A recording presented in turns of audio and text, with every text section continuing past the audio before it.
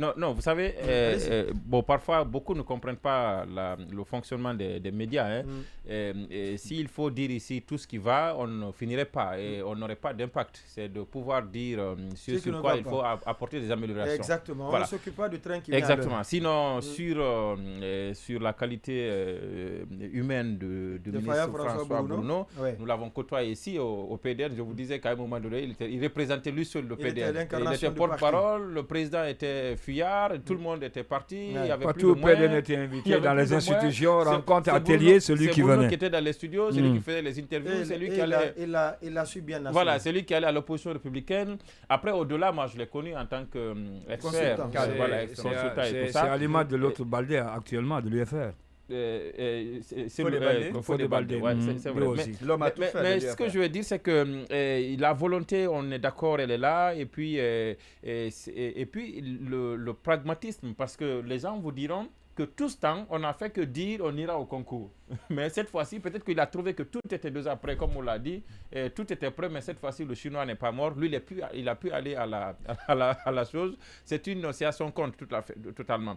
Mais ce qu'il faut dire, c'est que de façon globale, au-delà du ministère de la fonction publique, parce que vous parliez tout à l'heure de la suite, les gens, oui, ils vont être recrutés, mais est-ce qu'ils vont commencer dès le mois de juillet ou août? Ça ne dépend pas forcément du ministère de la fonction publique, parce que le ministère de la fonction publique, c'est la tutelle des fonctionnaires, et c'est le pourvoyeur en quelque sorte en fonctionnaire. Maintenant, après, disperser ça au niveau des départements, après la prise en charge au niveau des finances, du ministère du budget, tout ça, c'est un autre processus. C'est pourquoi il n'y a pas que le ministère de la fonction publique en principe qui devrait organiser un concours. Parce que pour qu'il puisse organiser le concours, il faut aussi que le budget lui dise qu'il y a suffisamment de... Le ministère sectoriel exprime les besoins. Voilà, exactement. Ensuite, ces besoins sont traduits, j'allais dire, en prise en charge. Prise en charge. Et ça, c'est au niveau du budget. Le budget dit que c'est disponible. L'année là, on peut les prendre en charge. Ou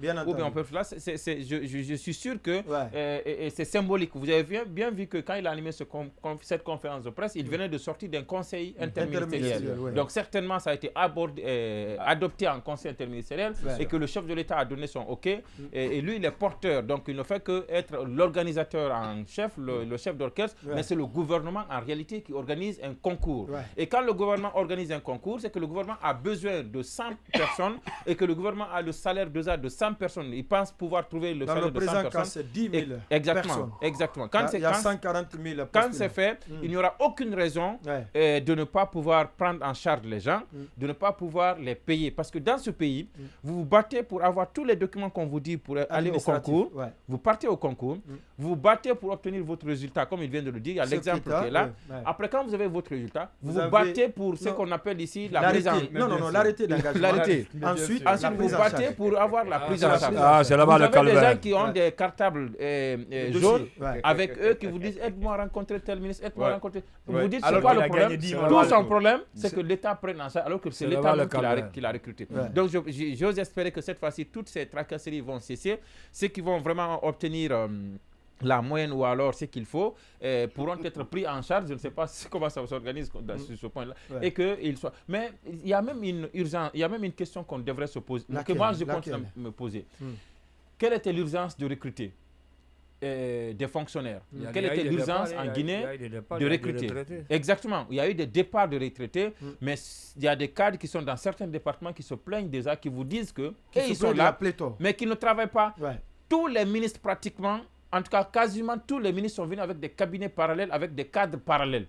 Vous avez des gens qui sont recrutés, qui sont payés, qui viennent au boulot, mais qui n'ont aucun boulot, qui restent du matin au soir. C'est eux qui sont dans le privé encore.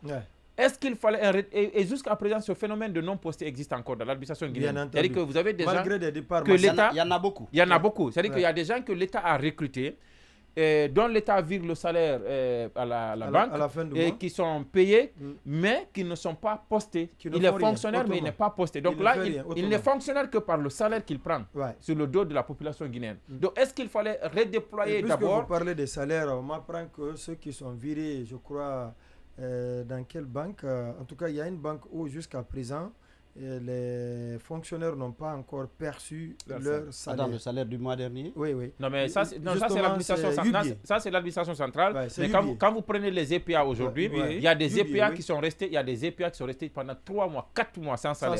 Sans salaire. 3 mois, 4 mois, les gens n'ont pas de salaire. C'est compréhensif, parce qu'avec les EPA, il y a aussi des possibilités, le carburant, il y a en tout cas un budget à côté qui permet... Non, mais tout ça dépend de la subvention. C'est quand la subvention vient. Un fonctionnaire quand même qui ne vit que de son salaire, si nous sommes le 16, pour ceux qui sont virés à UBA jusqu'à maintenant, ils n'ont pas encore perçu leur salaire. Il y a un problème. Il y a un autre problème. Mais je vous dis qu'il y a toutes ces questions. C'est pourquoi je vous dis, c'est pas ce que le ministère de la fonction publique qui organise.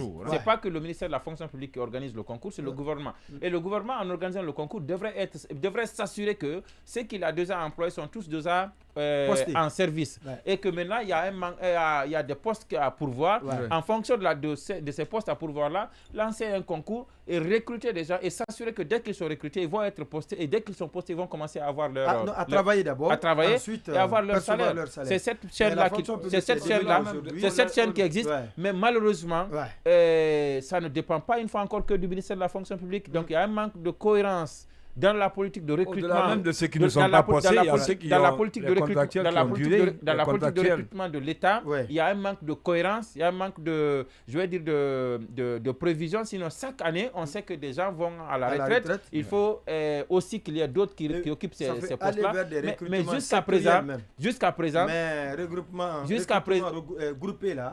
Et jusqu'à présent, l'État ne maîtrise pas sa masse salariale.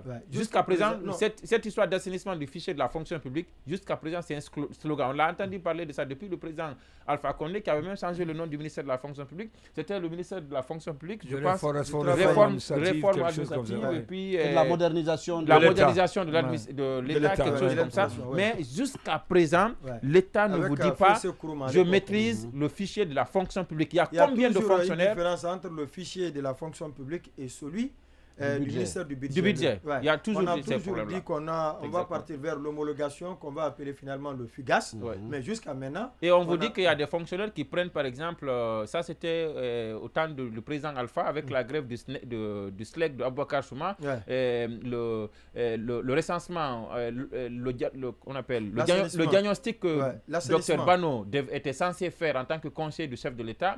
À l'époque, on nous disait qu'il y avait des fonctionnaires qui prenaient le salaire, l'équivalent du salaire, par exemple, de 100 fonctionnaires, de 50 fonctionnaires, c'est-à-dire qui sont soit décédés ou qui ne sont plus là. Donc, ils récupèrent les salaires. Les gens récupèrent les salaires. C'est-à-dire qu'une seule personne ou une scène de 2, 3, 4 personnes récupère le salaire de 50 personnes. Et ça, c'est mensuellement. Et des gens comme ça sont dans le système. Comment vous pouvez réussir à assainir ce système? Et c'est eux qui sont censés assainir le système. Donc je pense qu'il y a beaucoup de problèmes. Notre pauvre ami François Bruno, il va être confronté à beaucoup